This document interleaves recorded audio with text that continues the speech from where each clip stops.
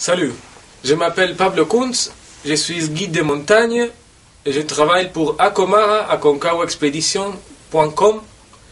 On est à Climbers, que c'est une boutique d'équipement de montagne à la ville de Mendoza. Et en cette vidéo, on va parler de tout l'équipement et les vêtements qu'on a besoin pour faire un expé à la Aconcagua.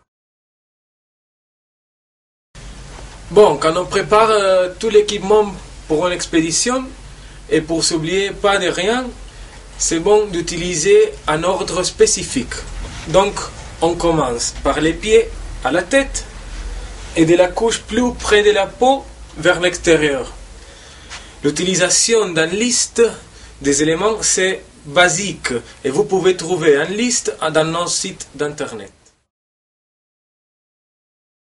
Bon, si on commence par les pieds, on va utiliser pour le trekking approximation une paire de chaussettes moyennes qu'on les utilise avec un basket de trekking ou une chaussure légère, pas très rigide.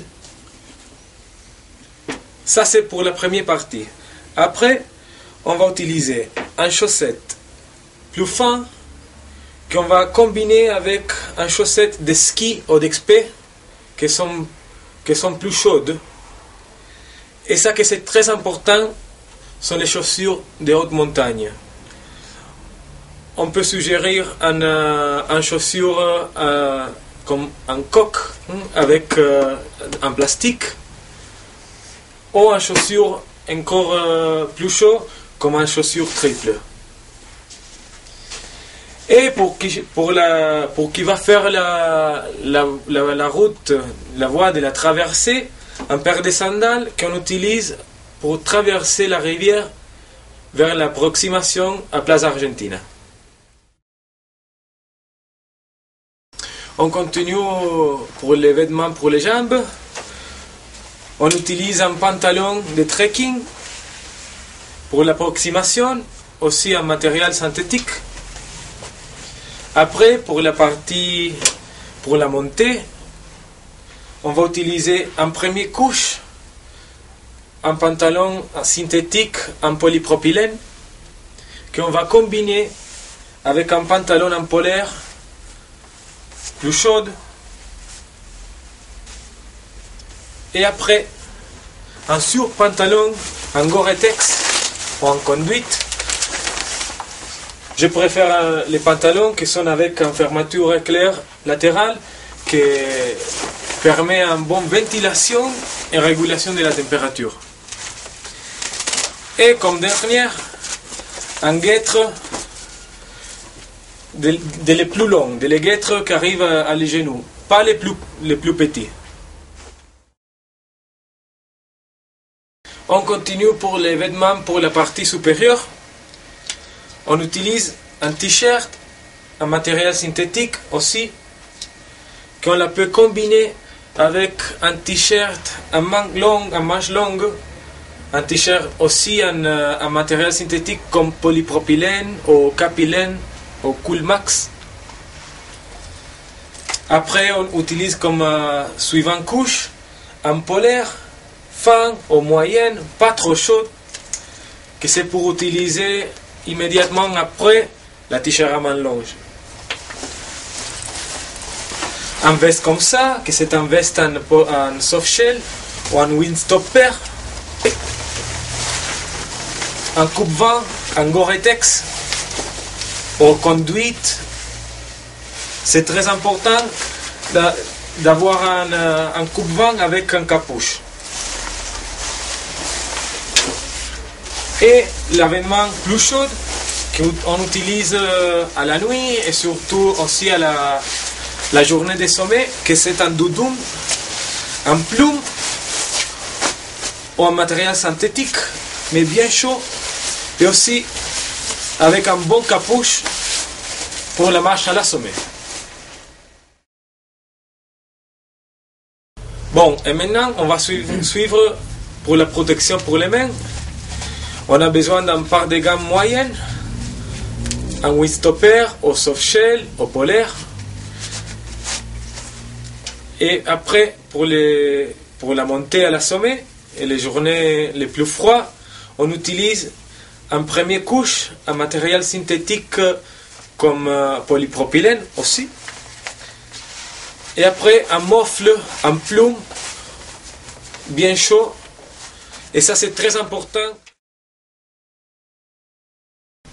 En suivant, pour la protection de la tête, on a besoin d'une casquette pour le soleil, un bonnet chaud, et ça c'est très utile, c'est un cagoule comme ça, que c'est un tube en toile, qu'on peut utiliser de formes différentes.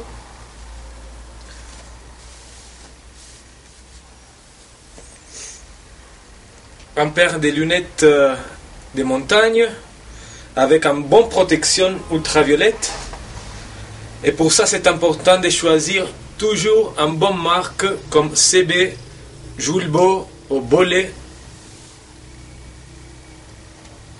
Un masque de ski pour la journée de sommet. Et ça que c'est très important aussi, c'est protéger la peau avec un bon crème solaire, avec un bon facteur de protection de plus de 40. Et maintenant, on va parler de tous les matériels extra qu'on a besoin pour l'expédition. Ça, c'est un gros sac de plus de 120 litres, que c'est pour charger toute l'équipe dans les mules. Un gros sac ergonomique de plus de 75 ou 80 litres, que c'est pour charger tout l'équipement vers les camps d'altitude, pour faire les portages. Un sac plus petit de 35-40 litres qu'on peut utiliser pour faire la marche d'approximation. Et pour dormir, on a besoin d'un petit matelas qui peut être comme ça, que c'est un gomme, ou peut-être aussi de ceux qui sont gonflables.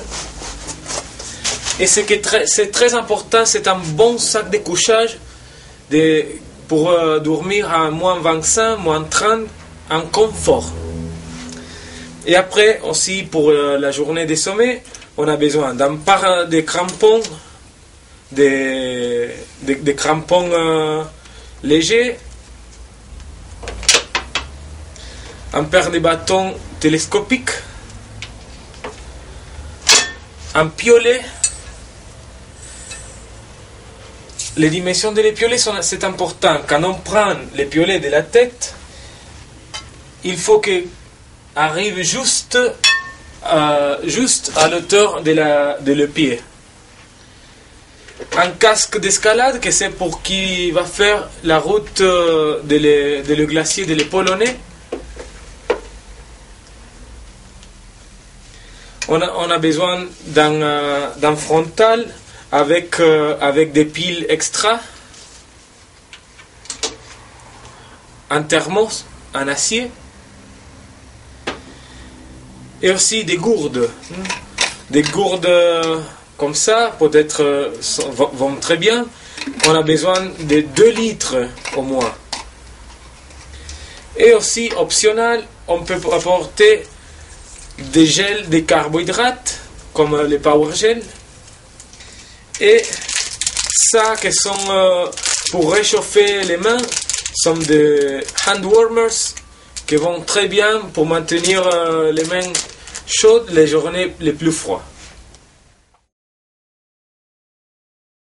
Bon, et pour finir, il faut tenir en compte que normalement à l'avion, on peut apporter seulement que 20 kg. Ça veut dire que si vous voulez, vous pouvez choisir d'acheter ou louer l'équipement, tout l'équipement ici à Mendoza, qu'il y a tout ce qu'il faut pour faire une expédition. Et bon, merci pour votre attention, on vous attend.